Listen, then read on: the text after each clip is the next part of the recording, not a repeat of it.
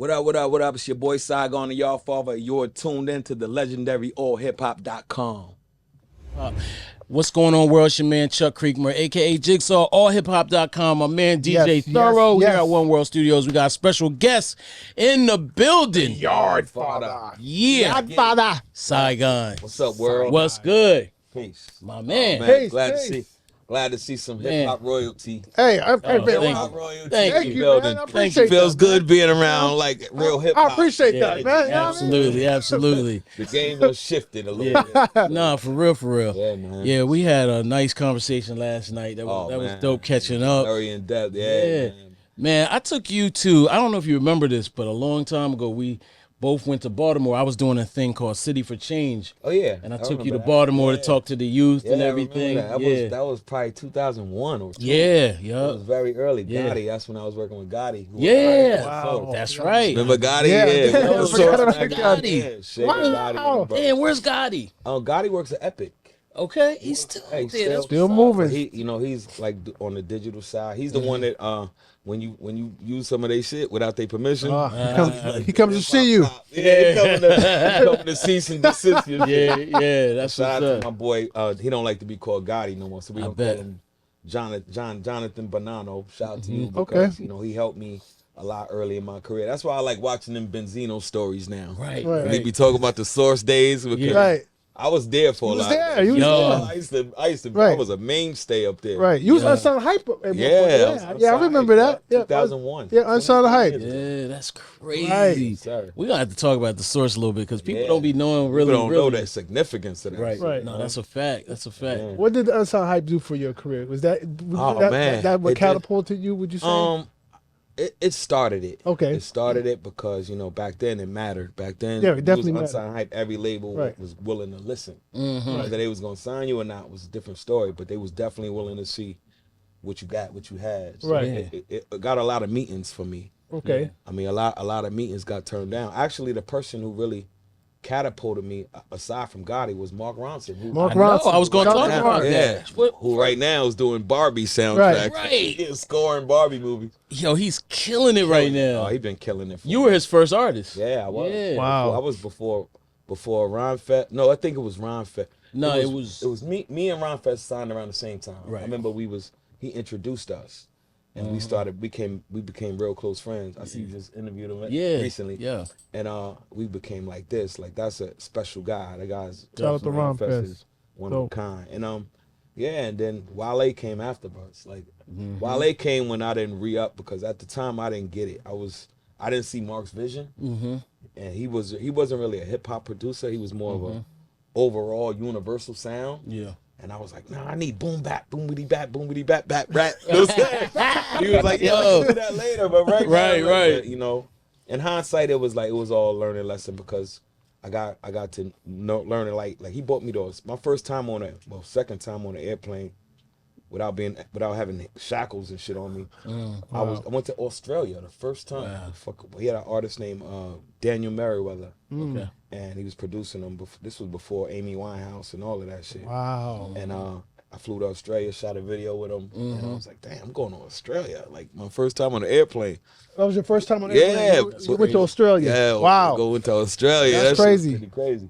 Mark was just starting at that point, and now you see where he is. Do y'all still y'all stay in touch? Yeah, on social media. Okay. Not as much as we used to because he's like, when they out of here, they out of here. They out of here, yeah. You gotta call my people to call, but every now and then, like when K Slate passed away, because I try to put him and K Slate together to do my project. Oh boy, it was like oil and water. Slate was like, yo, bro, like no offense, I like the guy, but what he does and what I do is two different things. Different. It's funny because Mark was with it. Mark was like, I love K because he's a DJ. You know what I mean? He's like, I love it. And Slay was the one who really was a little reluctant. That could have been the name of the project, Oil and Water. Yeah, I know, right? Yeah, it would have been perfect. I was like, I'm gonna make this shit work somehow. But y'all had some records, like the record, the Ghostface. Did the Ghostface record. That was our first single. What was it called? Ooh Wee. That was a dope record. Amazing. Was it Nate Dogg on that? Yeah, with Nate Dogg. Nate Dogg was on it. Yeah, that was crazy. The Dun was dope too. Ghostface, me, Ghost, yeah, that and was Nate Dogg. crazy. That's crazy. The Dun was hard too. Yeah. We did the corner. We did some records, and then what had happened was like he was putting me in these short deals because I was like, I don't really want to. I was all about hearing about these long record deals. So when one of the short deals came up, he wanted to re-up it, and then I got a call from Sycamore, who was like, yo, Just Blaze wants to holla at you. And I'm like, I'm not thinking about business. I'm just thinking about beats. Right. You know what I mean? I don't know nothing about the music business. So I'm like, damn, Mark Ronson, who became like a good friend of mine, or Just Blaze, who I don't know him, but I know the fuck kind of beats he's out here making. Right. And I ended up thinking I'm signing to Just Blaze, but I was signed to G and Hop. Like, see, I didn't G know. and who? G and Hip Hop. Oh, my bad. I was signed to some company called Rock the Mic. I didn't even know what company I was signed to until the team came time to get out the deal. Right. That's crazy. I was like, who the fuck is Rock the Mic? I never even heard of it. Right. Now, prior to Just Blaze, you were working with Scram Jones too, right? Yeah. I think you and Scram. Me and Scram did like 50 something, like mad records. Yeah, we did like whatever. 50 records. Yeah. He helped me a lot on the mixtape scene. Like when it was the mixtape, because everybody, Gotti was like my manager, like managing me at the time. So every up and coming producer, Gotti would be like, yeah, I can give you some love in the source, but you gotta give me some beats. Like, man, here's some beats. Right. That's how I ended up working with. Now I ended up working with Alchemist through a guy named Ben Rue, who Mark Ronson. I met through Mark Ronson and shit like that. A guy named Ben Rue. So my first song I ever did was produced by True Life, the rapper, and then Alchemist did Say Yes.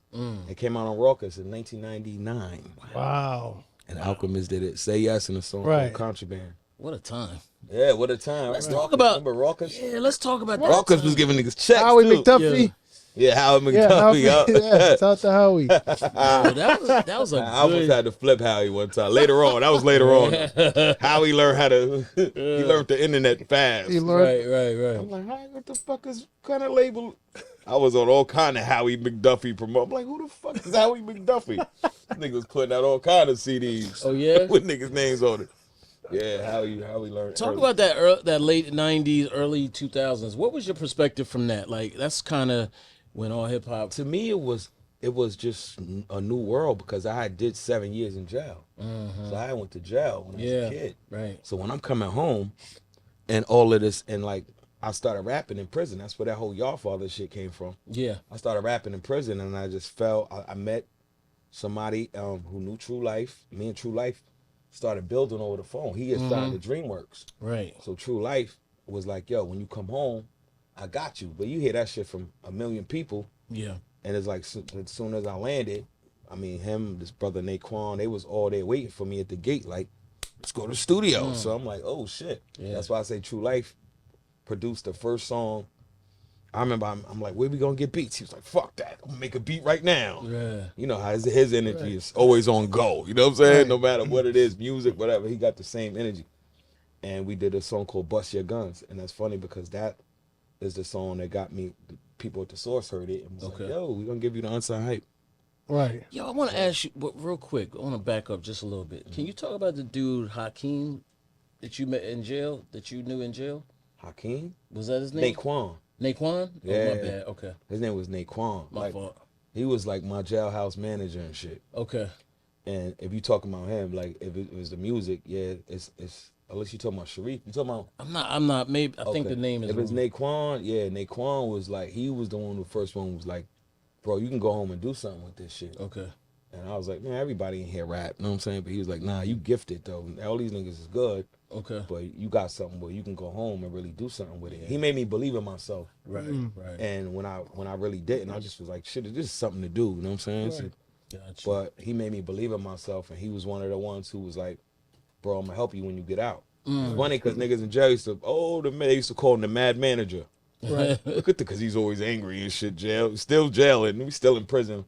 Right. But he thought he was like, yo, wait till my artist. Shut up, the mad manager's coming. I used to be like, nah, what if this niggas really know something? Y'all don't know. And sure enough, they stayed to the word. And, nice. Right. And yeah. One thing about you, man, as long as I've known you, that that I highly respect about you is that you never push the poison or glorified the street shit in your music to the youth or just in general. Yeah, cause like because nowadays people they rap about the shit they did or gonna do or doing, but there are no records about the consequences. Yeah, exactly. Where are those records at? That's what that was always my thing. I used to be like, bro, don't send these kids to the graveyard or to the penitentiary, man. Because we see how influenced we was by music. Right. Like when I was growing up, Onyx and them motherfuckers was coming out. Oh, your guns in there. Yeah, I went and picked up a gun. Like, oh yeah, this shit was cool. Like Mobb Deep to all the killers and the $100 billers. I remember hearing that at 14, 15, 13 years old. Like, I'm about to go clap something. And the music has that kind of, it's almost like, you ever make love to a woman with no music and then you put music on, some slow songs on, shit before intense. Shit way more intense. You start performing? Like, you start performing. The music has power, bro. Like, yo, I've never heard that comparison. That's true. Yeah, it's true. Like, when you fucking some music, it's true. Like, you start performing. Like, yeah. So that's very true. It had that same energy in the street. So I'm like, yo, this shit. So when I had the opportunity, I'm not gonna front. And when I first came home, all my raps was at first they was violent in the beginning, but then once I started to get a fan base and I started to be like, oh, people's listening, and I noticed I started to get a buzz. I was like, nah, I can't keep going in this direction. Right. Yeah. And I was like, nah, because I'm starting to see. And it was one thing that made me really change. Right. I had a show in Bridgeport, and Connecticut, and I was like, we were starting to get a real buzz. And one thing I love about Connecticut, they support New York artists before New York actually supports them. Like Max B, French, B was all the of king them. out there. Yeah, Papoose, myself, we all went and built big fan bases out in Connecticut, you know? So one time I went up there and we had this song called Come Again. It was on the Smack DVD. Sing, Come Again. Look us, and we all got the guns in the video and shit like that.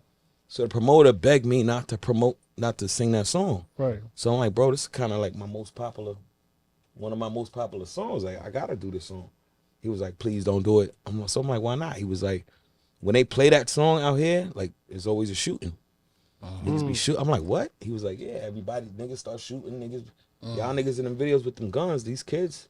I was like, I'm not doing that shit no more. Right. And from that point on, I never made no more violent music. I stopped right at that moment. Right. And that's when I started to go in another direction. I mean, it hurt me because, you know, they have an agenda. The people, the powers that be, they want that shit. They want us to be hypersexual, hyper violent. They love this drill shit. Right. Like, how could you be a label and go sign some shit where you see the kid on his way to prison or the graveyard? You're like, I'm gonna amplify this. Yeah, that's exactly what they're doing. You're supposed to be the one to be like, nah, we're not gonna put no. We're not gonna throw no fuel on that fire. Right. And that's why it keeps going, because the kids see it gets rewarded. Exactly. So they want to keep doing it. And that shit hindered my career so much. And you know what I respect about Just Blaze? Like, when I went to the studio and we started making Greatest Story Never Told, and he started to see the direction I was going, and he told me, he said, "Si, I'm gonna keep it real with you. Like, they're not gonna push this." And he knew from experience. He said, "But I'm gonna stick by you. If you this the way you want to go, the direction you want to go, more positive." More positive." He's like, "I'm with it, and I'm gonna make it sound amazing." And I was like, "Let's do it." And we made a crazy album that sat on the shelf for 7 years. Yeah.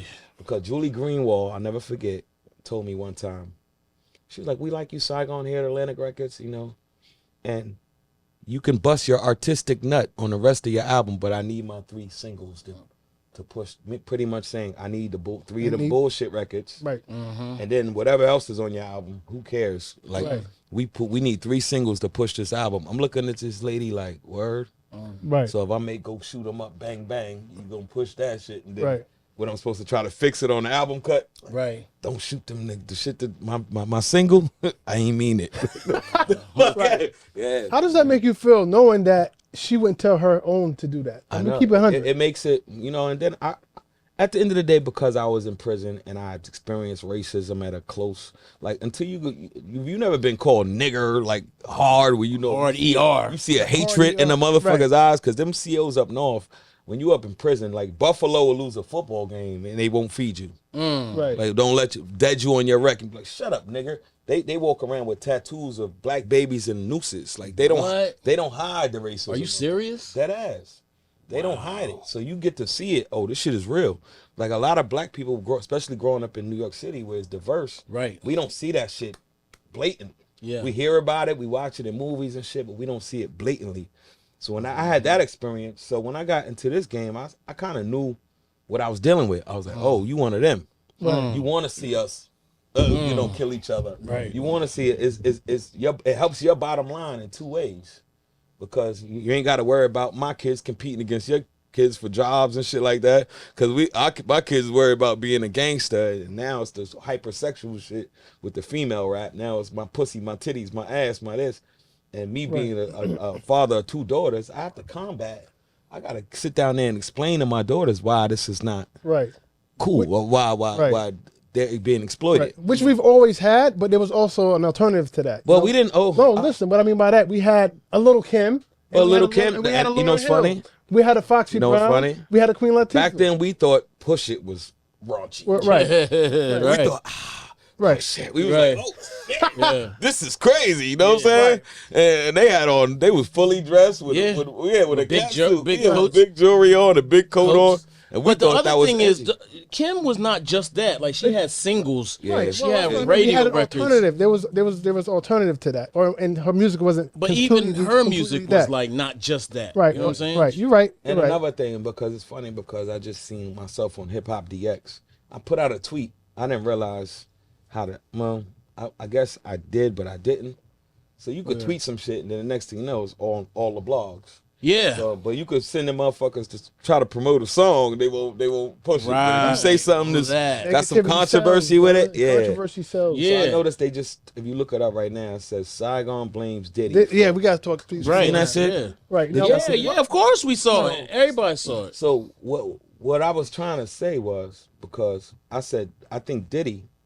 Well, the reason why I say I'm glad we pushing him to the side now, because I think he was the change between conscious rap and just money rap. I think he was where it really flipped like that. Because you think about it, what conscious rap ever came from Bad Boy Records?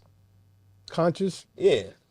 No, nobody conscious came from Bad Boy. It was mostly party, money, and materialism. Materialism. It was materialism. Materialism. And I personally wouldn't say Diddy did that. I would say he allowed artists. He supported and promoted. But you understand, Diddy knew about the business before. Everybody he signed was kids. No, I said you understand the overseer of it. Yeah, he understood. They didn't understand the business. Diddy had a $10 million deal with Clive Davis. Right. He had already did Mary J. Blige and Uptown Records, so he understood the power of music. Correct. By the time he signed, you got to understand, Lox and them was kids. Big was. They was kids when he signed. So that's why you're saying he gave them the direction to go in. You know what I'm saying? He was the one. No, that's a fact. Make this shit about money, especially and money and only money. Right. It's that one song. I swear, once that song All About the Benjamins came out, which he didn't even write, but he had these young kids write it for him, but it was his direction. It was like, think about what that's saying. It's all about nothing else. It's all about money. Right. We haven't looked back since then. And that's the reason why people use money as an excuse for everything. Oh, I'm getting money though. I'm getting money. At least you getting money. At least you getting money. If you give half these motherfuckers real money, they wouldn't even know what to do with it. Right. They're gonna give it right back. Who's teaching y'all financial literacy?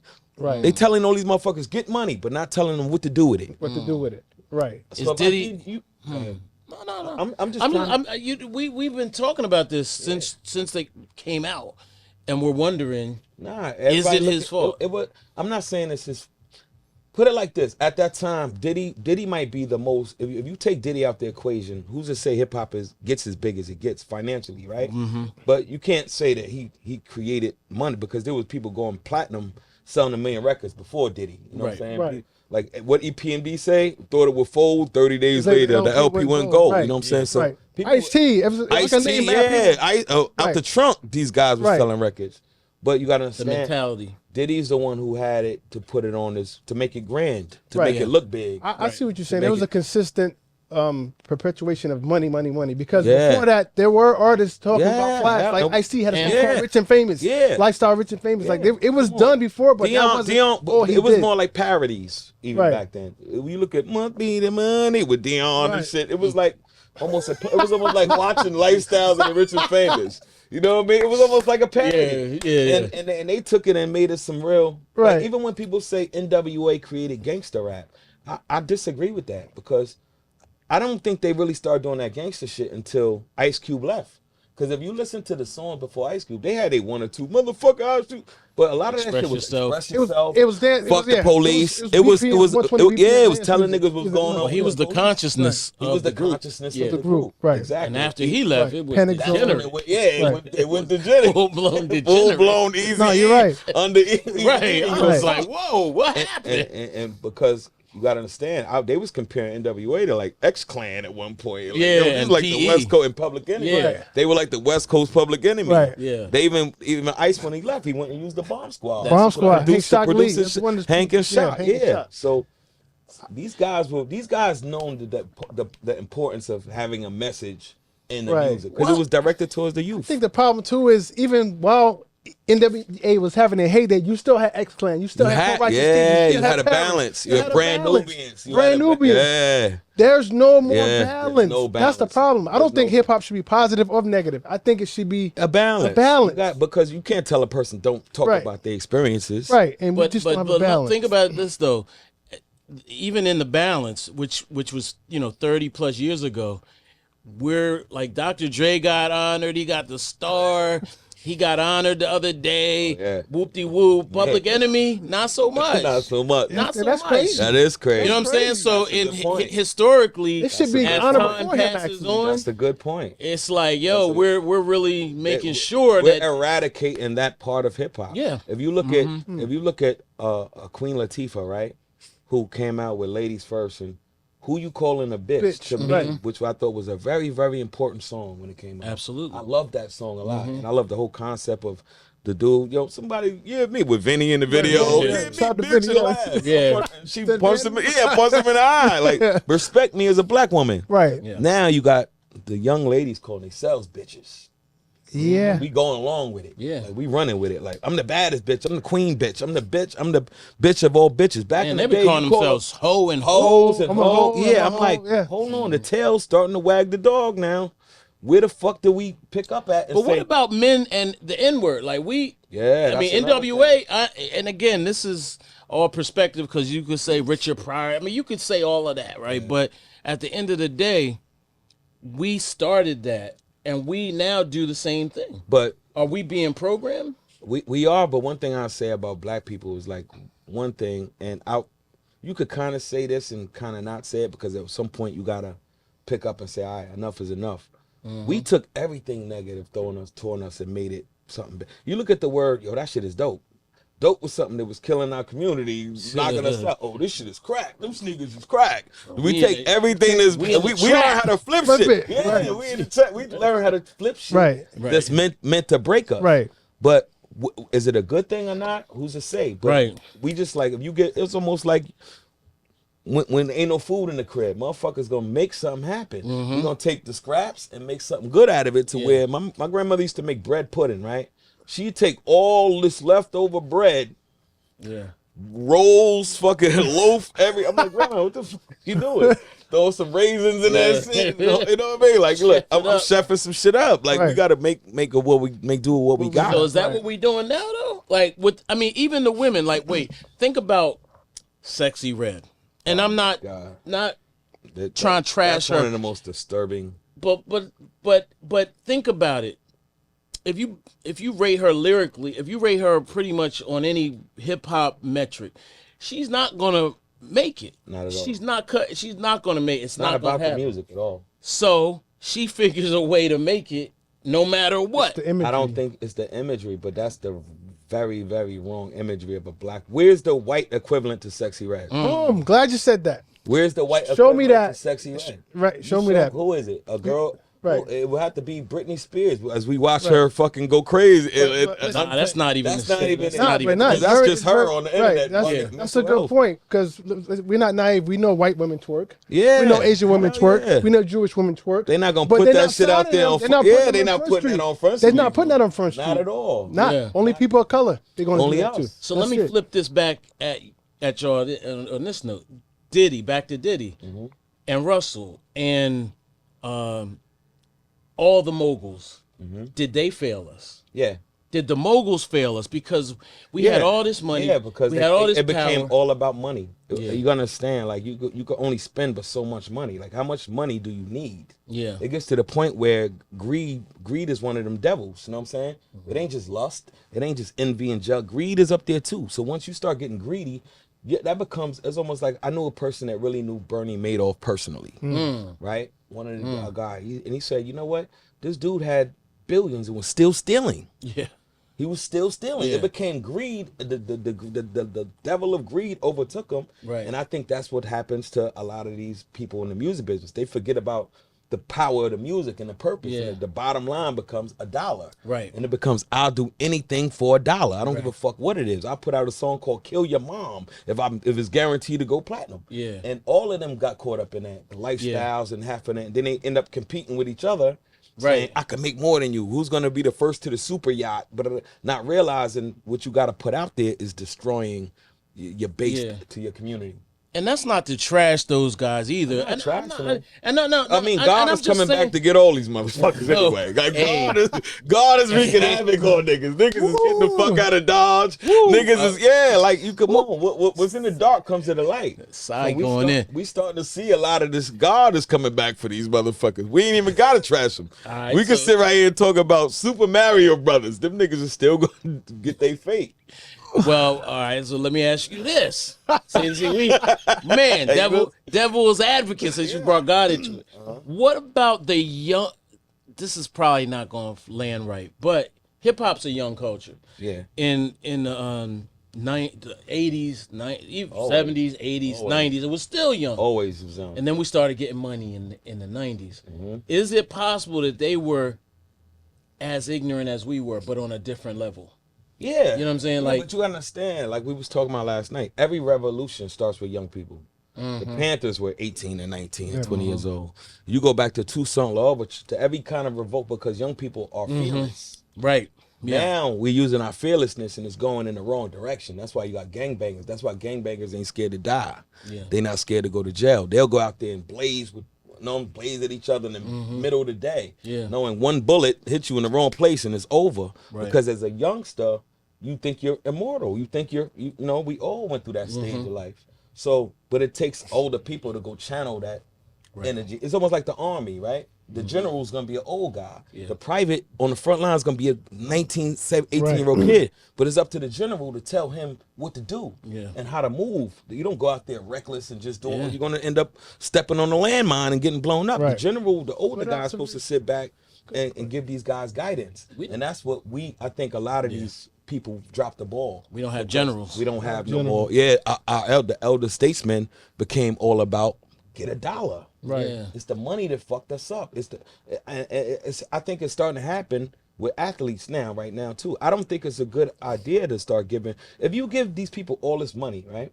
What's my incentive to go hard now? Right. When the whole thing was to be, I need to get it. If you start giving me money before I even make it to the pros, I might be a Derek Coleman ass nigga. Know what I'm saying? Right.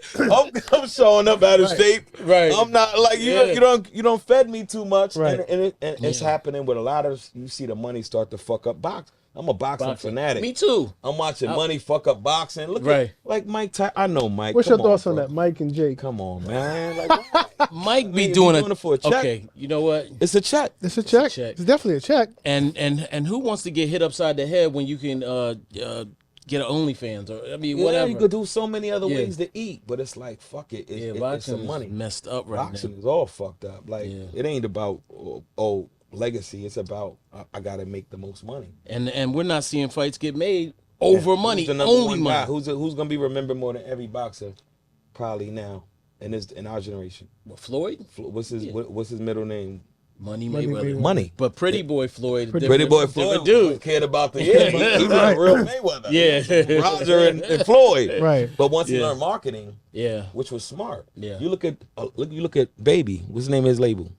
Cash Money Records. He understood, okay, we got to talk about money, but Rockefeller represents money. Right. Like, so everything became all about money, and that's it. And when you do that, there's a reason before all this shit happened. We would say money's the root of all evil. Money, that shit been a mainstay saying in the world before. So if you take something that you associate with evil and make that what it's all about, you're gonna get evil. Yeah.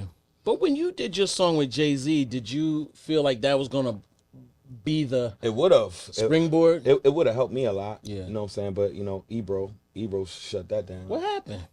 Because when I had a fight with Prodigy, when me and Prodigy had that fight at SOBs, the record was in rotation. It was, and we already had Jay's verse. We had the remix, so the whole thing was to make it look like the record got so hot that Jay jumped on it. That was gonna be. We already had his verse, and it was like started going, and he banned me from Hot 97. Oh man! And then to this day, I was like, because me and Ebro was cool at the time. I'm like, Ebro, this is my shot. Like, right.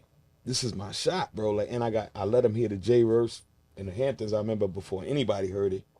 And somebody ever look at you and you expect them to be happy for you, and they don't give you that look. Yeah. Right. And when I played the record for him, he looked at me like I didn't deserve it. Like, how you get a Jay-Z verse already? Like, right. Like, it's. Speaking of that question, Wow. Many want to know, how did that come about? I tell this story a lot, but Jay-Z kept taking my beats, like.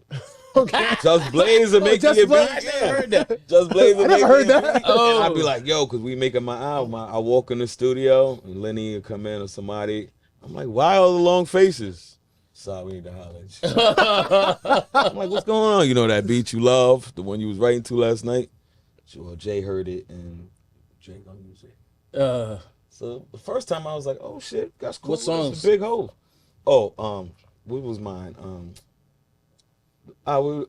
Kingdom Come was mine. Oh shit! Oh, yeah, that was my shit. Yeah, that was mine. It was a few of them shits, bro. What else? A few of them ended up being like album cuts, but that was like the big one. Show Me What You Got. When he was making it, I was there with Just, and when he was doing the drums, it wasn't even for Jay at the time, and he was like, "You fuck with this?" Those same playing the Electronica. I'm sitting there like, "Oh shit, we out of here!" Right. High fiving this nigga. I come back. We need to holler at you. So when he gave me "Come On Baby," that's crazy. That's crazy. That's what it happened again. Jay came. They came and was like, "Yo, we need to holler." I was like, "Nah, fuck this." Bro. Yeah. So then, what Jay did some real honorable shit. That's why I respect Jay to the core. Because he was like, he had put a verse on it. Or he started working on Come On Baby. And then he took another one. So I'm like, Jay, man, what the fuck? He was like, check this out, Si. You give me this beat and you can keep that verse. Okay. Wow. I was like, take it. Yeah. You want another one? You want another one? Take all of them shit. But Jay was always cool with me. Oh, that's dope. All right. Great relationship. That's dope. Good. Brooklyn shit. But given the context, by the way, Ebro was the program director at Hot 97 at the. You know what made me so like that fight? No, I'm glad you was a program director. I wanted to make sure that was clear. Not a podcaster. The thing was like that shit didn't get out of hand. Like it was nobody went to. They still performed after that with Prodigy. Yeah, that shit was a minor scuffle. Right. That was a legendary damn moment. Yeah, it was. I'm almost certain I was there. It was you might have been there. Yeah, I'm pretty sure I was there. DJing fucking. It was such a minor scuffle. Like it was crazy though. Don't say that. No, I'm talking about the actual thing. Like, right. Yeah, it blew up on the internet because it was me. True. It was Mobb Deep but nobody got hurt. Nobody got shot. Nobody got stabbed. Right. So when E was explaining why he did it, he was comparing it to like the CNN shootout in front of the station. Oh, okay, comparing it to the fucking. I'm like, they were shootouts, bro. These niggas was getting shot. But at that time though, the game and 50 happened. CNN, but that's what he was comparing. It was to. Right. It was. He not was like, even close. I banned 50 when they shot that nigga. I'm like, these motherfuckers was shooting. Like, they got shot. Me and Sad a little, and not only that, I was defending myself. Like. Well, explain that because the narrative is you sucker punched. Nah. Okay. How you sucker punch somebody who starts a fight with you? It ain't like I was creeping on a nigga. Like I thought he was good. Yeah. And one of his homies grabbed me from behind. So I'm a jail nigga. I understand. When it's me against more than one, I'm gonna put my back to the wall so nobody can get me from behind. So I could see anything coming. Right. Nobody gonna get me from the back. Right. So when they grab me from the back, I just got out of it and put my back to the wall. Yeah. So I'm like, whoever get in firing range, I'm firing. Y'all niggas set it off. Yeah. And it happened to be Prodigy was the first one to walk up on me like, yeah, we got you. I guess he thought I was going to cower because I was outnumbered. And as soon as he got in firing range, I fired. Bang, bang, bing. And then shit got out of hand. Yeah. And then niggas was like, yo, but you ran after that. I was like, there was 75 niggas against 2. Right. I didn't run, I escaped. Right. It's a difference. Escape from New York. Yeah, I escaped, but like, I was gonna die there. Right. Right. Niggas was throwing bottles, like you could hear the bottles hitting the glass. Yo, I was like, oh shit. Yo, I think I relived that that so many times on the internet, like watched it over and over. Yeah, I'm gonna tell you how fast the internet worked, bro. By the time I got home, that shit was on World Star. That night. That night. I didn't even know World Star was out then. Yeah, World Star was out.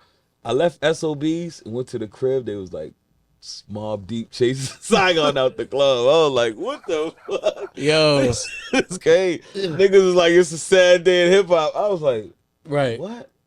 But it's funny because had not they had a camera running in SOBs, because they was making me look bad, bro. Like they was like Saigon's under the table shaking. Like this didn't happen. I'm like, that's how I know that editing shit is crazy. Just like Lovin', they did the same shit with Love and Hip Hop. Like I did that show.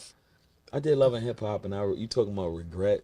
I regretted everything. But wait a minute, before you talk about Love and Hip Hop, you got in a fight at one of our shows, I think, if I'm not mistaken. Yeah. What, some dude was on the side of the they stage. was Stimuli. They was booing. Right. Wow. Okay. Sean Stimuli. That's right. That's right. I was the host, and I bought out Sean. They start booing, so I'm like, yo, boo, come up to the stage and boo. Right. And the nigga felt like a hero.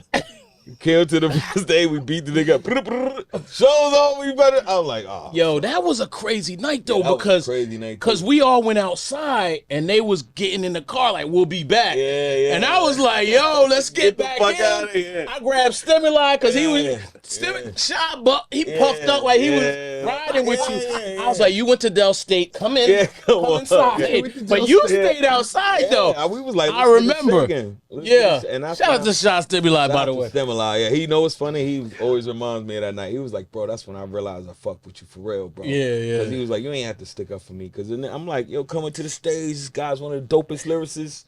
And me and him was both competing for that Just Blaze deal. People don't know that. Like, they had it down to me because they had signed a guy named, what was this dude's name? Damn, I ain't gonna remember it. But real quick, for context, Shy had a striking resemblance to Jay-Z at that time. Yeah, he did. He had a swag like Jay-Z. He had that Jay-Z swag. And you know, his brother is the producer, Lord Digger. Oh, that's his brother? Lord Digger. Yeah. Lord Digger, okay. From Master Ace and Slaughterhouse, Lord Digger. That's his brother. Yeah. Wow, I didn't know that. Yeah. So they was leaning towards Shy, and it was like between us two.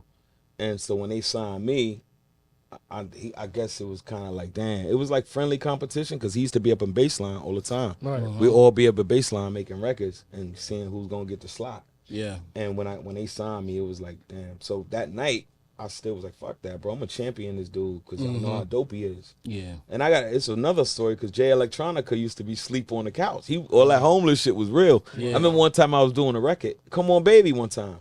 And Jay Electronica, I didn't know he rapped. I just thought he was some guy that Just Blaze let sleep on the couch because he ain't had nowhere to go. Wow. So one day I'm in the A room by myself and Jay Electronica walks in there. At the time, I just known him as the dude on the couch. Yeah. So he's like, yo, won't you say it like this, bro? Won't you? I'm like, man, the fuck out. Who are you to tell me how to say a rhyme? Like, nigga, I'm Saigon at that point. Right. Then they about 3 months later, Exhibit A. I was like, what? That's the nigga on the couch. I was like, shit, I wish I would have known that. I would have told that nigga, yo, how this sound? Like, yo, what about this? Like, you know what I mean? I'm like, damn, that's why you never know who somebody is. That's a teachable moment. That was very teachable. My father always told me, not saying he was a janitor, but you treat the janitor like the CEO. You don't know. Let's treat everybody. Shout out to Jay Elect, man. I'm trying to get him up here, man. Good luck with that. He's hard to pin down. Yeah, facts. He's gonna come on a carpet. Yeah, a magical carpet. Yeah, he gonna yeah. He always one thing about that. One thing I could say, even before he was famous, he was very eclectic. He was a very hard to understand. Very, very wise. Always had good things to say. But he'd leave the room and they'd be like, "Son, kind of weird." You know what I'm saying? He always was a weird guy. Like he didn't get no fame and turn weird. Yeah, he was weird when he was homeless. You know, hip hop. You know, during that period of time, we were always looking for a savior. You were like one of those people. Yeah. Always looking for the one. Me and Papoose. It was a race. Pap, you, Jay, Electronica. I mean, you know, DMX had kind of, you know, he did his thing. See, I was in jail. I didn't realize the impact of X until I got out. Yeah. Because in jail, it was like, because everybody from Yonkers knew about him already. Right. So it was like, yo, I thought that when they used to say DMX, they thought he was talking about back in the day DMX. Yeah, the other one. With King, Just Ice. Just Ice, the beatbox. Yeah, the beatbox nigga. So they was like, nah, it's a rapper named DMX. So I'm like, nah, ain't nobody. They said, he's the best. He's the best. And I'm like, so when Get At Me Dog and all that came out, he started being on them Clue tapes. I was like, yeah, he cool. But then he dropped his album and like, we still in prison. I didn't understand the impact until I got out. You got out. Right, gotcha. Once I seen how every kid had a pit bull, I came home, every kid had a pit bull. I'm like, what the fuck is all these pit bulls? Right. They was like, DMX, nigga. I'm like, everybody went and got a pit bull like that? Yo, every kid in the hood had a pit. I was like, that's what the fuck? Remember that shit? Yeah. My cousin had 3 of them shit. I'm like, you don't even like dogs. I seen the kid in Harlem with the pit bull had an Averex on. Dead ass. Harlem had to flip it. He put an Averex on the dog, X was in one culture shit like 50 Cent. He was one of them culture shifters. Yeah. And I feel sorry for all of us that got caught up in that 50 Cent typhoon too. Yeah. That fucked a lot of us up. What do you mean by that? What do you mean by that? Because that era was when we all was trying to get on, you know, and Fifth came through like a wrecking ball. Like, so every label was looking for the next 50 Cent. It was like, you got to either go in that lane, they used to try to call me, oh, you're like a conscious version of 50 Cent. I'm like, why y'all keep, and me and Fifth was cool. I'm like, why y'all trying to, it's funny, we had that conversation one day, me and 50 Cent.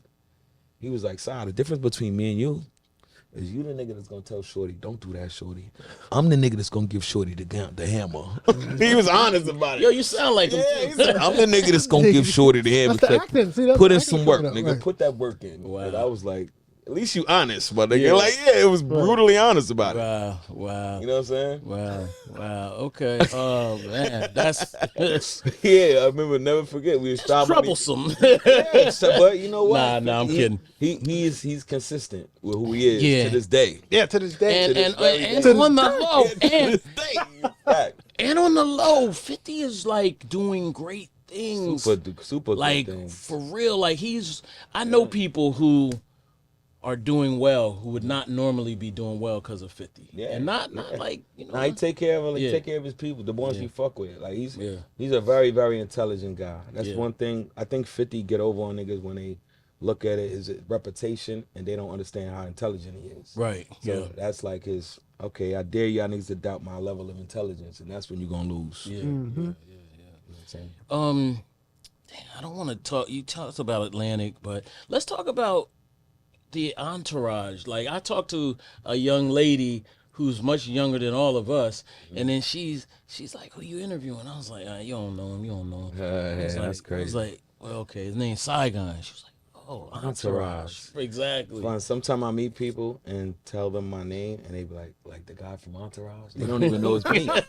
That shit was so big. Yeah, that shit got way bigger than me. Right. They be like, oh, like the guy from Entourage. Right. Like, sometimes be like, yeah, like him. I don't even bring it back and be like, that's me. I just be like, yeah. Right. Like, the guy like there's two Saigon black men. Yeah, because that shit got so big. And it's funny. What's even funnier that is like, when I try to put out my album after that, and niggas like, oh, this nigga's trying to be a real rapper now. Right. I was like, what the fuck? Wow. So a lot of people thought I was an actor trying to really get into the music business. Mm-hmm. Right. I'm like, oh, he played a rapper on the show. Now he think he could really rap. Right. And I'm like, nah, it didn't go down like that. But you can't explain something to 10,000 motherfuckers. You know what I'm saying? Yeah. Right. So I'm like, maybe they'll catch on later. But, you know, and one of my biggest compliments is when somebody says, I was fucking with you before Entourage. I mean, Thank you. Yeah, so niggas know, like, before Entourage. But that shit, I mean, it was such a, I'm not going to sit here and say it didn't help me. It helped me in getting doors that I would never be able to get. Yeah, because I see you be fraternizing. Yeah, put me in different kind of rooms and different kind of conversations, and I was able to take it and still be able, because I'm pretty good at articulating because a lot of time hip hop scares people away, especially when you got a history like I got. It scares people off. They don't want no. This guy was in prison for this, for that. Yeah. But you know, that was able for at least for me to get a lot of meetings, for me to sit down with certain people. Yeah. And once they get to know me as a person, they be like, okay, we could do some business. Yeah, good. So that shit kept me afloat. I never had a hit song. I never had the closest thing I had to a hit was probably Pain in My Life with Trey Songz. And those songs were like, you know, they kind of smothered them because they were positive. Gotta Believe It. They smothered it. Got a lot of Color Purple. I was making gang songs to stop gang banging 2004. Because I seen where the gang banging shit was gonna go. I'm like, if we let this shit infiltrate hip hop, this is gonna be bad. Right. And sure enough. So when you see all these people that died, the young artists that got killed, and you see how many was in gangs, it's almost like 95% of them. Yeah. Right. 95% of the artists that got killed, they were gang affiliated. Yeah, but it's like a requirement now. It is. Yeah. And that's sad. Or it was. Maybe it might be changing a little bit. I don't know, man. Well, because I think the drill shit is starting to play out. Thank God, you know what I'm saying? But thank God for that, because we watching all these kids die in the street. Forget the ones that get popular, but the ones that just die every day that we don't care about, the world don't recognize. That shit, I mean, you look at the way the murder rate goes, and you would think we would be smartening up. So when you see a murder rate rising, you'd be like, what the hell's going on? Right. The point is to do better as you go along. Now you don't supposed to see the shit rising, especially when we got all this power and influence in this country. Yeah. Black people there's 9 billionaires in America, and it's not sad, but it's oddly enough that 6 of them are from entertainment. You would think it would be like, so we do run what makes the country cool. 6 black billionaires, you mean? Yeah, there's 9 of them. 9 6 black of them billionaires come from entertainment. Right. Wow. You know what I'm saying? Right. So you would think we have that cool. We determine what's cool. Right. What's pop culture at this point. Right. We determine what's pop. We making country music cool now. Beyonce done said all even though there was black girls in it before her. Right. Yeah. It wasn't cool till she did it. Now it's a wave. Now it's a wave. Like you're starting to see all these black country singers get they just due because B went and did it, which is cool. But that just shows you the influence that we have as a people. So if we can influence our people to do this, that, dress this way, talk this way, we should be able to use the same kind of influence to be like, all right, enough is enough with the killing each other. Enough is enough with the, you know, not being a father to your kids. We got to emphasize fatherhood because I know if I had my father at my house, ain't no way in hell I'd have been in the street doing the shit I was doing. Yeah. If I had to come home and answer to my father. To your father, I had to answer to my moms who, whatever. Yeah. Well, you been yeah, mom, leave me alone. Yeah. Right. If I had to go home and face my father, I would have been in the house when I was supposed to be in the house. Yeah. Yeah. And that's the thing a lot of us don't realize, because there's a whole generation of fatherless kids who don't even understand, men and young women who don't understand the importance of having a man in the house. That's the family structure needs all these components for it to work. Yeah. When you take the father out the house, and we're starting to see the results of the 80s, the crack era, where the prison population quadrupled and everybody was going to jail for selling 30, 40 hours worth of crack. Right. And these kids are being raised without their fathers. What we have now is the result of that. Right. Yeah. So let's switch gears real quick, gentlemen. Okay.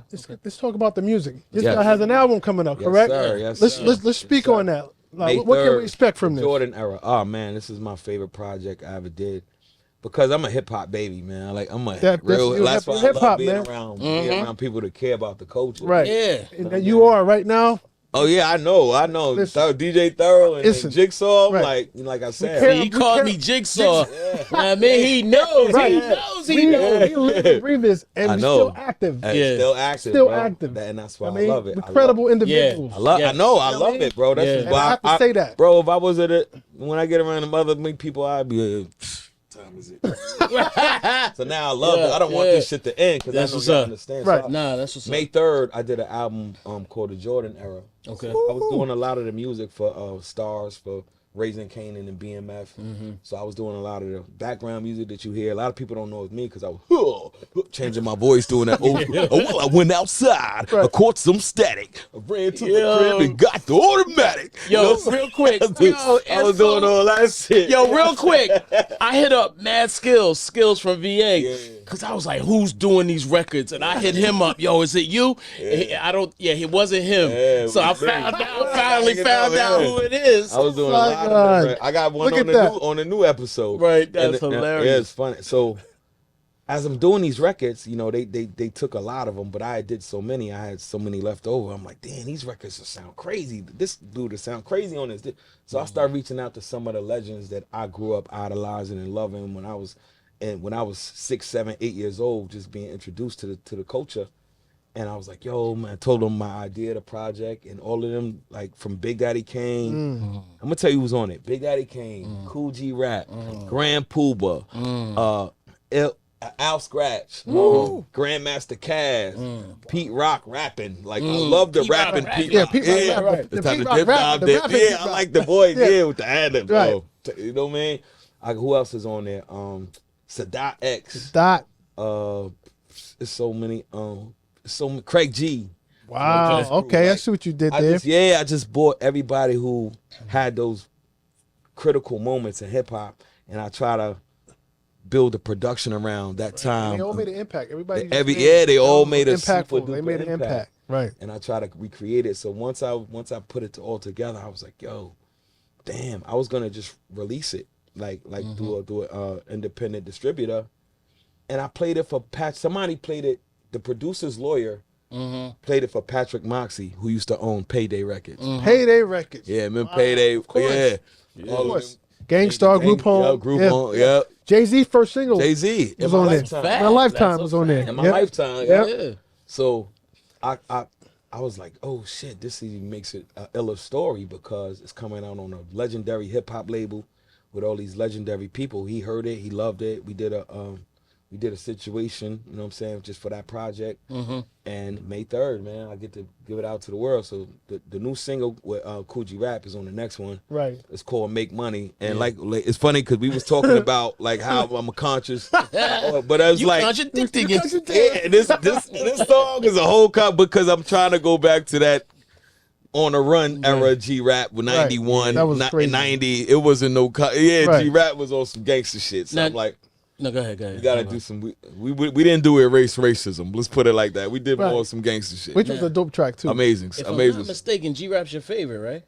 Is he? Yeah, I got like 3 favorites. Okay. I can't narrow it every time. A lot of records with G. Yeah, I do. When y'all did the letter P, that joint right there, and when G came out the car, when I rolled down the window, it's funny because I look at that video and I hate it now because I got the steering wheel like this, but I ain't going nowhere. And I'm acting like I'm turning this shit. I didn't even notice. Yeah, you won't notice it. I didn't even notice the car isn't going nowhere. I'm like this. Nobody cares. Like I'm swerving. Listen, the fucking car is right here. That's all that matters. And then I roll down the back window and G-Rap pops out. And it was like, and I was like, that was one of the fucking best days of my life. That's the day I met him when we shot the video. Wow. Really? And I was like, yo, man, you don't understand what the fuck you meant to my life. Like, you know what I'm saying? From Ill Street, but before that, from Truly Yours. Truly Yours. I'm fly. It's the demo, I'm fly. It's the demo. Poison. Right. He was talking to you realize Poison's so ill. That's his voice on the song Poison. Yeah. From Bell Bip to Vote. Poison. And he never got paid. Yeah, like, bro, they owe him some coins. They owe him some fucking coins. No. Come on, man. My fault. Damn. Come on, Mike. You know the coins. Come on, Ronnie, Ricky, and Mike. Yeah, y'all OG, right? Come on, he kind of makes the song. Let's not do that. He ain't get no money for that. On, they owe that motherfucker millions. Yeah, they do. They do. Millions for that. He need to slide back. Like a lawyer. Yeah, you might to go talk to a lawyer. Talk to a lawyer. Do some James Brown. Ain't no statute of limitations on that. You got to go back and fix that, damn baby. Right. James Brown double backed on niggas. Oh, yeah. Elected on niggas. Yeah, all y'all motherfuckers. They put him in the video and was like, "Oh, you can get in the video." Yeah, that was crazy. Anyway. But so you really never stopped. And I never stopped recording. Like me, OT the Real, and Jalil Beast to the album. It's probably gonna come out. Okay. End of the year. Me and Buck Wow just did a project. Shout out to Buck Wild. Oh my God, like, that's my guy. Honestly, and Just Blaze mixed it. He put it together, mixed a lot of the songs, put the skits together. Right. So it's like me, Young Guru just sent me the mixes 2 days ago. Oh, that's what's up. So Young Guru mixed the whole album. Okay. Like I said, all of these people that helped me come up, I never was bitter. Yeah. You know what I'm saying? I never got mad and started dissing niggas like, fuck this nigga, because my career didn't go the way I wished it would have. But every time I get a chance to speak about anybody who helped me, I'm like, bro, thank you. Yeah. Right. I'm still like, thank you, because who knows where my life would have went, the direction it would have went. I don't even like to see people diss people to put them in position. Like, bro, if he gave you an opportunity, how much did you want him to hold your hand? Like to the end? Like the fuck? Like, it's not your father, bro. This is a guy who put you in position to make something. So when you see guys get bitter and start dissing the person that put them on, I'm like, yo, that's some whack shit. Yeah. Like these guys, I never ever. Me and Just had more beef when we was together than when his shit didn't work out, because we be arguing about, yo, son, you saying it wrong, your cadence is wrong. It was like creative difference. Yeah. Creative difference. But at the end of the day, I would always listen to him because he was the one who had the experience. Right. So, I can imagine you guys still have a lot of unreleased records, right? Oh, not really, because every song we recorded, we used. Like, you used every song. He was like, "Sorry, this is rare that every song you do, we could use it." So we probably got 3 songs that people never heard. Yeah. Okay. Out of all them years of working together, because we used every song that we put out, whether on a mixtape or we put out a few songs that wasn't on the project. But yeah, we really was focused on making that one amazing project. Yeah. And it's funny because Atlantic told me I wouldn't sell that. I couldn't sell that record. I put that record out 7 years later. We did it in 2004, 2005. It came out in 2011 on a little label called Suburban Noise from California, a little indie record, and we sold 110,000 copies. Wow. Physical So imagine. Physical copies. See, that's the difference. No streaming. See, that's the thing. That's so a imagine lot. it would have came out on Atlantic. Exactly. I would have probably, ultimately, it would have been a slow climb, but I'm like, damn, let me build my career up. Right. They wanted 50 Cent came with that. You ain't selling gold out the door, nigga. You were flopped. Right. You know what I'm saying? And we had to keep up with Fifth, and Fifth was selling. I'm like, this is an anomaly, bro. Like, if you wasn't cracking 200-300 the first week, they wasn't fucking with you. Right. I'm like, look at Jay-Z was able to do his little 60, 40. Nah, Illmatic did like 32 the first week and let it grow. Right. And I know you have your beliefs, your mindset, how you make music and approach it, but have you ever felt pressure to do something outside of what you would normally do musically, just to try to fit in, so to speak? I have. I've done it, and I knew it wasn't gonna work because it didn't feel comfortable. It didn't feel right. And at times I was like, most of those times it was like when the money's getting so low, like I gotta try some dumb shit. Right. But for the most part, it never worked. And I never championed it. Like I would hear, like I did a song with OJ the Juice Man. Aye. And I like OJ, but it just wasn't me. Yeah. Right. You know I like OJ the Juice Man. People like the people in the studio like this. I'm like, I'm so out of place. Yeah, I felt so out of place. The music was out of place. I'm like, yeah, niggas was doing this and shit. I'm like, I'm sitting there pretending to like the shit. Right. And I'm like, this is not me at all. Yeah, I'm like, this is not me at all. And I just like, this ain't gonna work, because what I'm gonna end up doing is losing a lot of my core. Right. And the chord that I did build up, that I should be adding on, trying to go grab some people that don't even have the same interest in me. And, you know, so I did. It's funny you brought that up, because if there's a clip with Snoop talking about when people were trying to get him to rhyme like the Migos. Oh, yeah. And he's like, cut that shit off, man. I don't rhyme. I don't know. I can't do I that. doing that shit. He said, you know what? I seen a clip with Cardi B recently. Okay. She's trying to rap to the Munch. You seen that shit? Nah.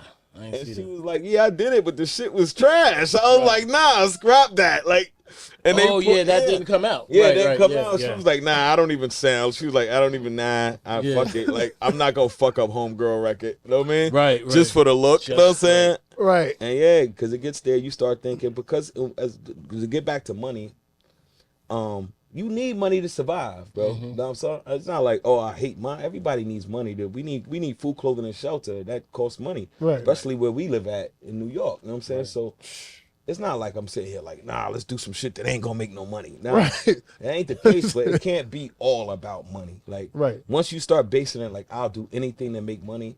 Somebody said it one day in an interview, and I was just like, that's a good point. I mean, it's a simple point.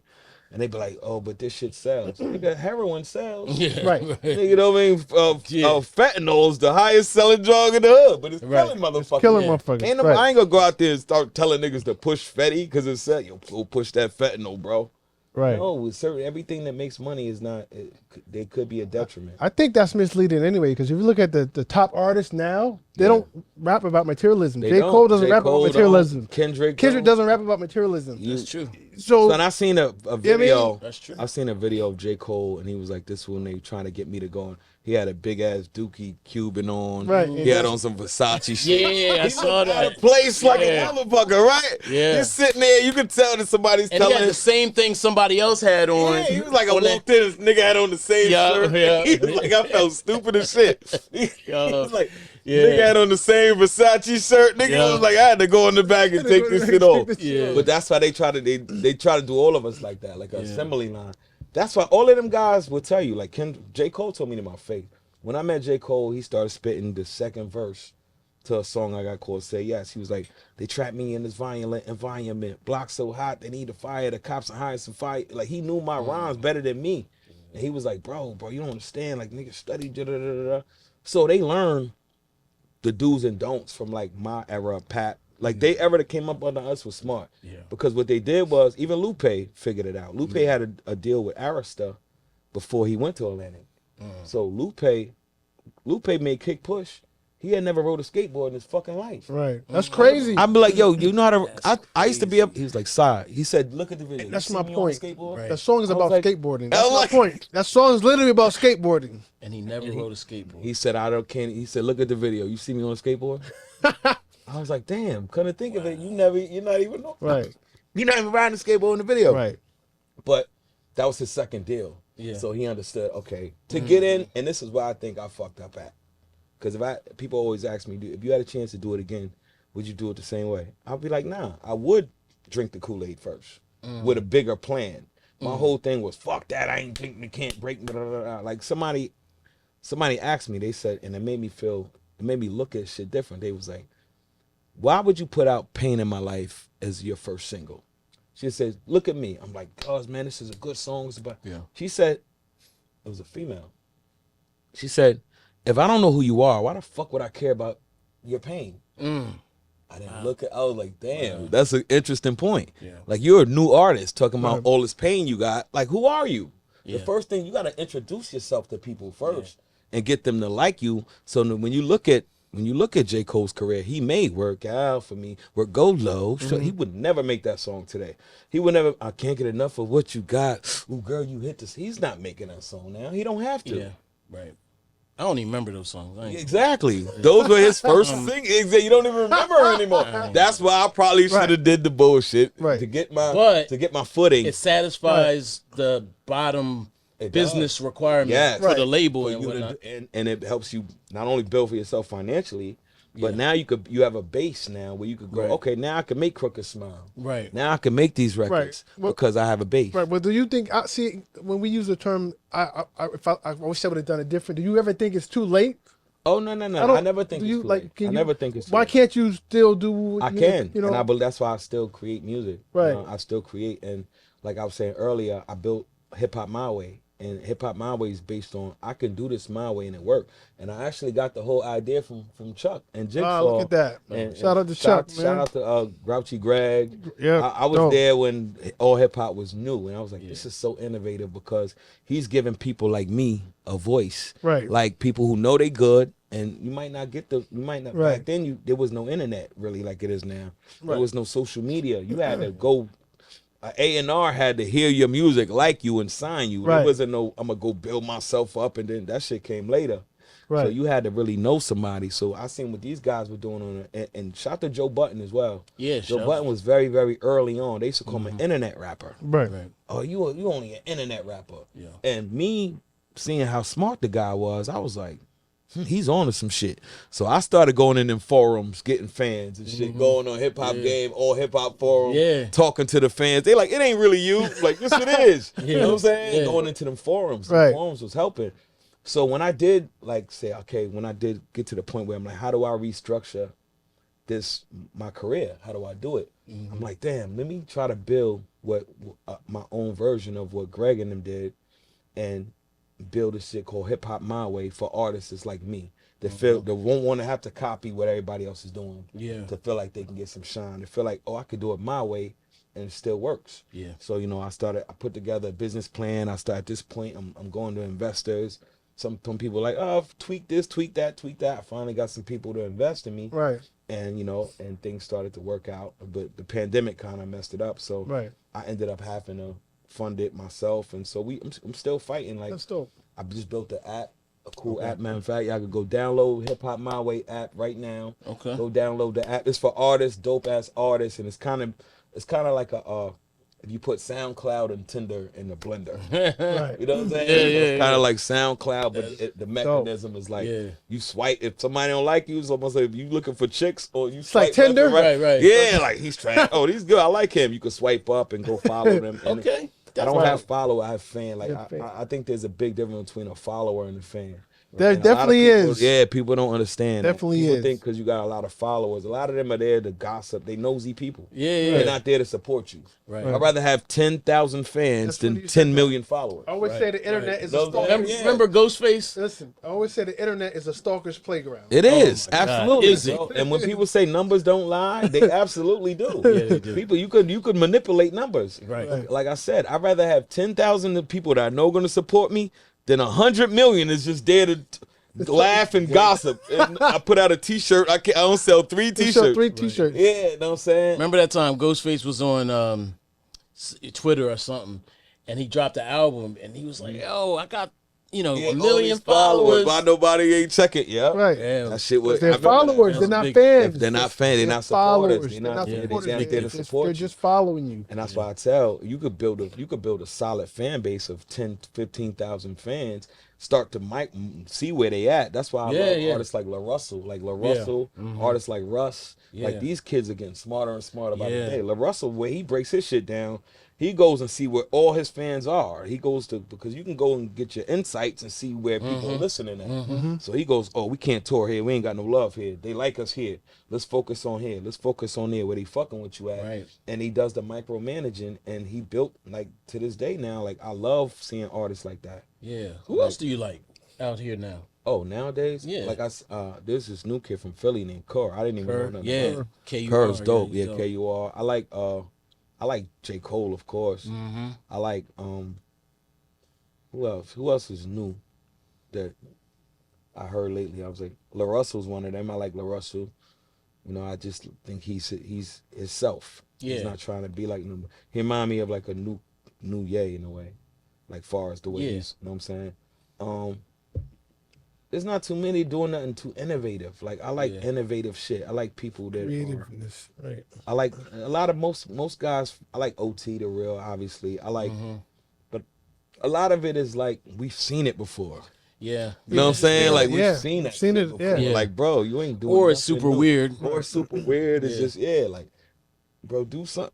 Like I don't. It's not. There's not a lot of dope hip hop. I'm not even gonna front. It's not a lot of dope, and I think that's the reason why. I think people are scared to try new things because they don't want to be. They don't want to have to go up like, oh, this is too different, or this is too. Right. That's what makes you stand out. You right. gotta be you. Do what you feel, and that's why Hip Hop My Way is like really doing it your way. Do it your way, and watch you get way more. It's almost like that's how Cardi B won. Cardi B won by being herself, and we had never seen a person that was so outspoken, outlandish, and by the time it was time to hate on her, it was too late. Now they trying to hate her and like, oh, but that's too late. It's too late. Talking to the president, people. Yeah, she's out of here. She's out of here. It's too late, right? Right. And she did it her way. Like nobody had seen somebody who was so outspoken and carefree. Do you think hip hop has reached its creative peak? Nah. Do you think there's something that hasn't been done yet that we haven't seen? I wouldn't say been. I I think it's been done, but you could always, like, most things are, you make something better. Make it better. better? Yeah, Okay. you could take an idea and make it better. Okay. I think we're going to have to go back to the meaning of it. Right. But it's going to have to go back to meaningful shit. Meaningful shit, right. I think because we can't keep sending these babies to the jail, to the strip club, or to the fucking graveyard. Right. I miss the storytelling in hip hop. Nobody's telling stories. Like, nobody's telling stories.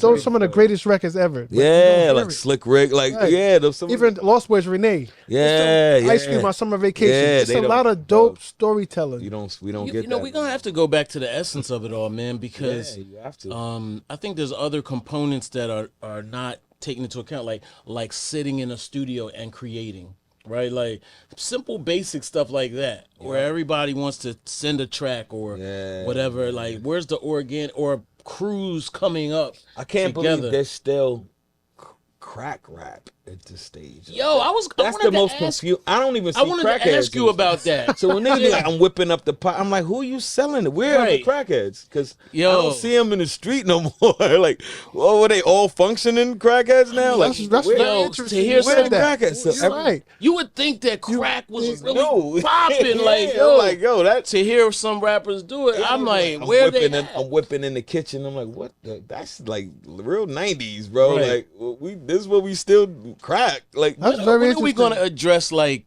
what's really going on again? Like, we got cameras. You can't sell on no corner because there's cameras everywhere. You can't do that like everywhere. Even gun control, right? Like, where the fuck is all these kids getting these hammers from? Right. And the ammunition, like, how these motherfuckers is poor communities. Like, a handgun costs around $400, $500. Right. These motherfuckers can't get a pair of sneakers, but they can get a gun. And all these bullets is just so easily accessible. Like, they got switches now where a motherfucker could turn a handgun to a fucking machine gun. Yeah. And they getting them though, bro. But they can get some of them can get them sneakers though. Yeah, because they done shot a few motherfuckers. They done used that gun, to commit a crime to get the money. That's how they purchased it with the gun. Yeah, they went and stuck some shit up. Yeah, no. But I'm like, weird. That's what always, like, why are these guns so easily accessible? That's what people need to be focusing on. Not just the guns, the ammunition. Who's manufacturing all these bullets? A gun without a bullet ain't nothing. I don't know though. It's a piece of iron. Right. So where are all these fucking ammunition in? It's got to be millions and millions and millions of bullets. These are song concepts, by the way. They're so easily accessible to our communities. I think they make it easy for us, man. They do. My friend JoJo Capone was telling me some shit, and I thought he was exaggerating.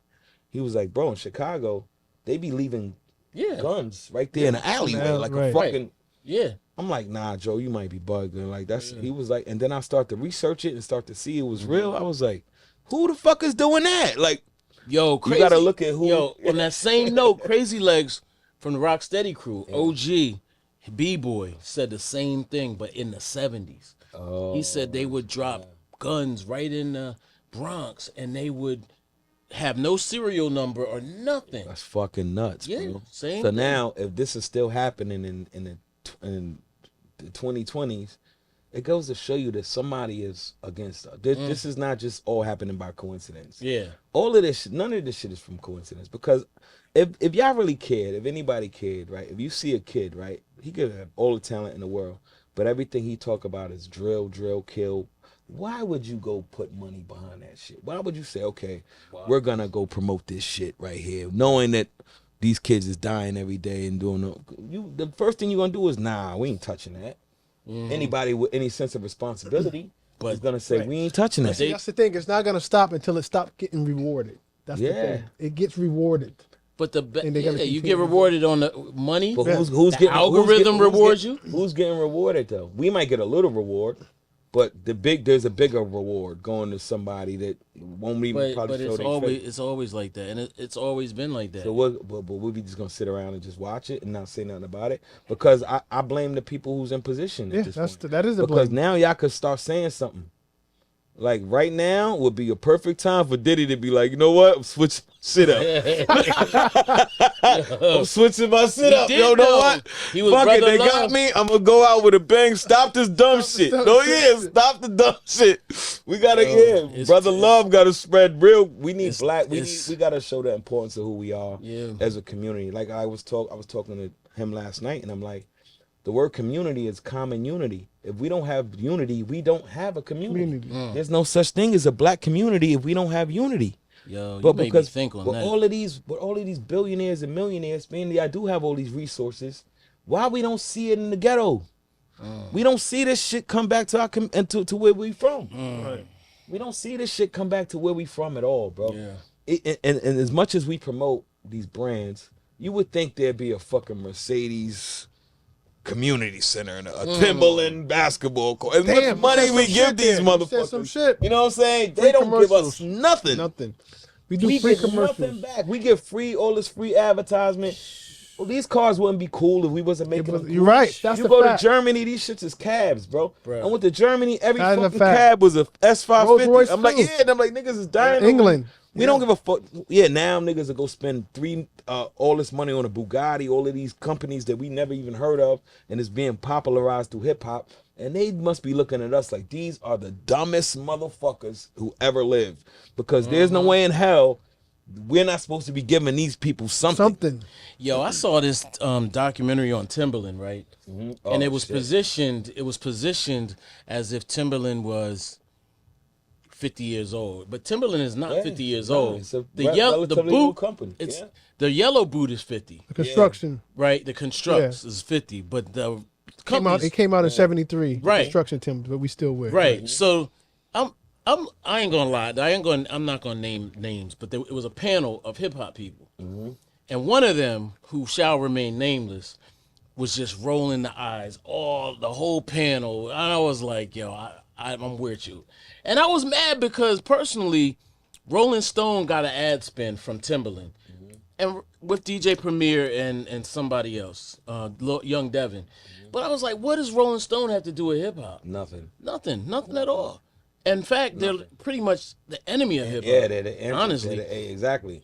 For real. They hated us coming up. Right. They wasn't fucking with us. Yeah. Now they know they have to. Exactly. And they start putting out these bullshit lists now. Yeah. Like, why would I listen to a Rolling Stone list about hip hop music? That's like the Source doing some shit about country music. Right. It don't even make sense. That's a good point. We don't know nothing about it. You don't know nothing about it. It's wild, bro. And so when you start talking about, you're really talking about power system and how Timberland will give bread to another white-owned entity or corporation. Yep.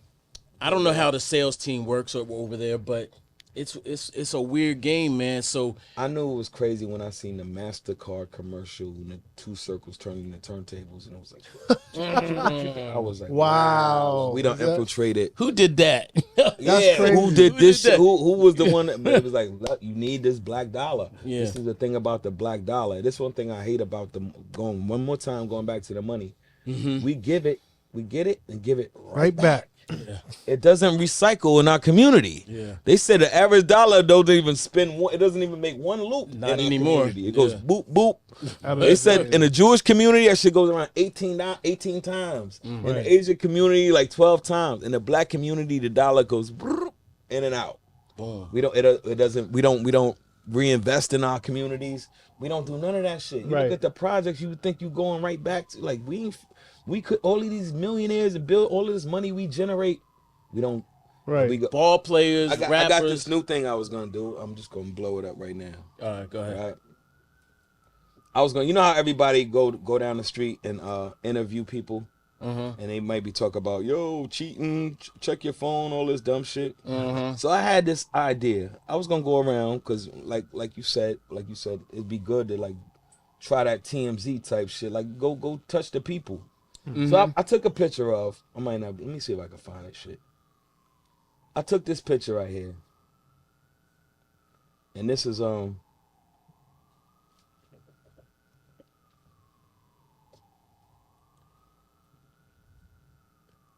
is this shit at?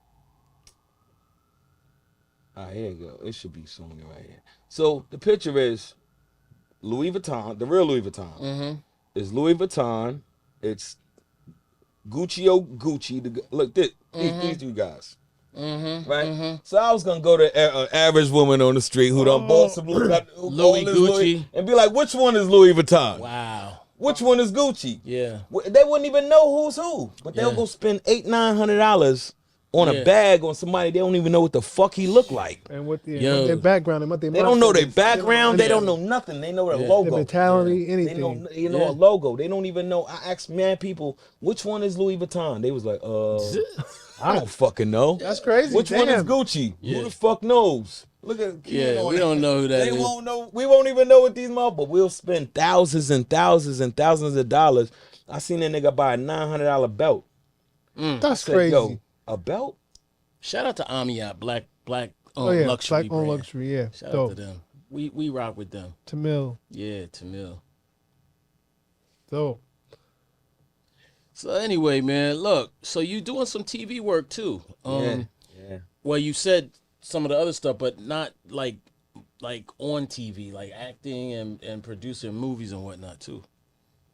Yeah, I got Tubi, man. I done found out. Shout out to Gravy, man. Hold up, though. Shout out to Gravy, man. Nah. Hold up.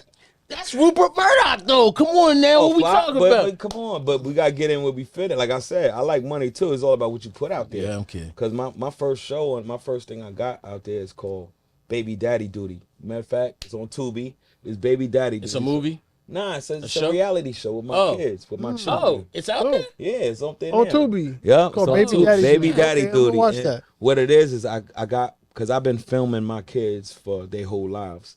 So now that they're teenagers, it's like me sitting on the couch with them, showing them growing up. Wow. So it's embarrassing moments, it's funny moments that they forgot because they were babies. And it's like me showing me. And I started this shit because I had children with women that I particularly didn't know well enough to procreate with. And so when I started filming them, it was more so like, your mother will never be able to tell you I wasn't an active father. So now that they 12 and I've been doing it for 12 years, I'm like, I got all this footage. Let me do something with this shit. And so I put it together, and it's called Baby Daddy Duty. And I want every single father, especially if you got baby mom. I got 3 baby mothers, so I was like, damn, this is I fucked up. But I was like, how do I make the best of this? You know what I mean? Yeah. And the only thing you could do is be proactive in their life. So I did this show called Baby Daddy Duty, and then they watching themselves grow up. So it's kind of like if you were able to see, you know, video of yourself growing up as a kid. Know what I mean? That's like, so dope. It's so good for them. Yo, first of all, man, I just want to say, man, appreciate you. You're a solid dude. You're a solid dude, man. I appreciate you. I appreciate your energy. Thorough, because Thorough, when I was trying, like I said, when I was trying to get my all hip hop on, I couldn't get nobody to come Thorough. Like, let me bring up some guests up here, man. And thank you for having you on the platform as well. I appreciate you, man. He bought Young. I remember seeing Young and Ace come in. I'm like, who's this kid, right? So they like, this little nigga's a little high head. So I'm like, he don't look too dangerous to me, man. I looked on the internet. He was like, this motherfucker's a killer. I was like, oh shit. Yeah. He was a wild boy. Young and Ace. Young and Ace. Kid from Miami, them little Florida. I have heard of him. I have heard. Yeah, he's a wild boy. One that got shot up in the car. They killed his brother and all that shit. So I'm like, some of these kids look like little kids, man. I'm like, he's a baby, bro. Baby. I'm like, damn, this is that hip hop shit. Right. Yeah, man. A lot of it is where the culture is at. Right. All right, man. Well, thank you for coming through. Yeah, man. I was trying to get you some flowers. You cut me off. Oh, my bad. I take flowers, bro. Nah, but yo, I was listening. You know, I was reacquainting myself a little bit today, and I was like, yo, this dude is so dope. So we got to keep it going, man. Keep pushing and let the OGs like lead the way a little more. We got to. Yeah, man. not that, you know, hip hop is youth oriented, but no culture. Still need guidance. Yeah, exactly. The youth always has some older people there to give them direction. You know what I'm saying? From the Panthers, like we was talking about in the Army, anywhere you got somebody giving some direction to these kids, because that's a fact. A kid without no direction is like a motherless child, kid without no parents. Your parents are the ones who tell you right from wrong. A lot of time we rebel, but we always remember them core values. Right.